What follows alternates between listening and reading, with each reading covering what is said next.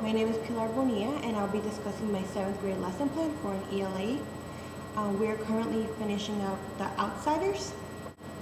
This is not the room that we usually have class in. This is another classroom, but it is empty and there is no one else here. The standard I'm working toward is the Common Core Literacy 7th grade 9A, and it's reading standards to literature, and it asks students to compare and contrast a fictional portrayal of a time, place, or character in a historical account of the same period as a means of understanding how the author's fiction used or altered history. For New York State Standard, it will ask students to read, write, listen, and speak for information and understanding.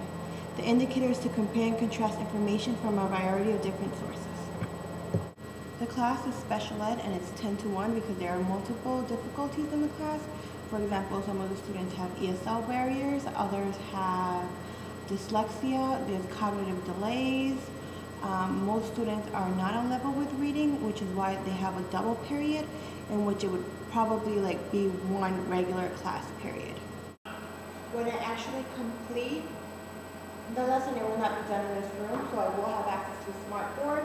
And here it's just a chalkboard, but it does have listed the aim, which is the student will be able to complete a Venn diagram graphic organizer to compare and contrast a character choice with themselves while discussing the theme of The Outsiders, which is identity. So far, the students have read the book and also have completed watching the movie. Part 1 of the lesson is the do now. While the students are completing the do now, the teacher usually goes around, circulates the room, collecting homework or reviewing homework with the students table by table. This takes approximately 3 to 4 minutes. It should go fairly quickly. For this lesson, it is to define identity and to define yourself in terms of what groups you belong to and who you are. This will be assessed in 2 ways. 1, by participation once we share back, and 2, once the folders are collected at the end of the week, the teacher could assess what it was that the student actually wrote. Part 2 is actually going to be completed in groups which have been paired ahead of time. So the way that they're sitting is going to be the way that they're actually going to be doing the activity. There are going to be 3 groups, 2 of 3 and 1 group of 4. They're going to be sitting in their own tables, and they're going to be completing a brainstorming thing, organizer of the middle school social groups at their school. So this is an expected one. For example, a group would complete this. Hopefully there's some of the ideas that you typically see in a school: the cool kids, the band geeks, the foreign ESL kids, the athletes such as the football players, and so forth.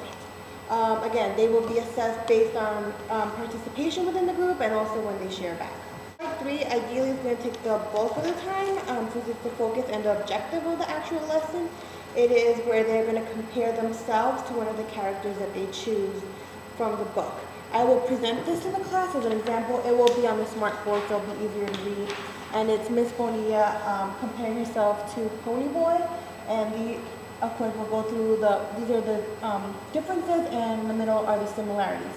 So, for example, I'm a female, I'm a young adult, I'm in graduate school, I live in Queens alone, and my parents are healthy. Whereas Pony Boy is shy, he's a male, he's still a teenager, he's in school, he lives in Oklahoma, and his parents died. So the things that we would have in common are that we both like to read, that we are the youngest sibling in the family, that we might not always get along with our older brother, and that we're loyal to friends. So ideally, I would aim for each student to have at least 5 bulleted within their Venn diagram to compare themselves. At the end, the graphic organizers will be collected and presented as a project for the unit. These will be graded on a rubric, which I will attach to the lesson plan. In addition, there are attention to multicultural issues and also alternatives to learning.